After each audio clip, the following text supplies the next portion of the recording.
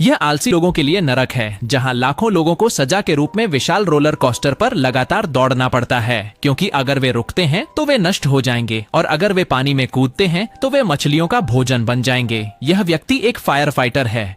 अपने जीवन में वह हमेशा व्यस्त रहता था, यहाँ तक कि कई जानें बचाता था, भले ही उसकी अपनी जान खतरे में होती। एक दिन उसने एक छोटी लड़की को बचाने के प्रयास में 20वीं मंजिल से छलांग लगाई, लेकिन उसकी रस्सी टूट गई और वह जमीन पर गिर गया। आश्चर्यजनक रूप से उसे कुछ नहीं हुआ और उसने लड़की को भी बचा लिया। लेकिन जब वह लड़की के माता पिता के पास गया के हालात देखने के लिए, उन्होंने उसे नजरअंदाज कर दिया। अचानक उसने किसी को अपना नाम पुकारते सुना और देखा कि 2 लोग उसकी तरफ मुस्कुरा रहे हैं। उसने तुरंत उन पर चिल्लाकर कहा कि गिरते मलबे से दूर रहें। लेकिन फिर उसने देखा कि कुछ फायर फाइटर एक आदमी को बचाने की कोशिश कर रहे हैं जो बिल्कुल उसी की तरह दिखाई देता है। उसने तुरंत महसूस किया कि वह न मर चुका है। उस जोड़े ने फिर उसे बताया कि वे परलोक में उसके रक्षक हैं और उसे 7 परीक्षाओं को पार करने में मदद करेंगे।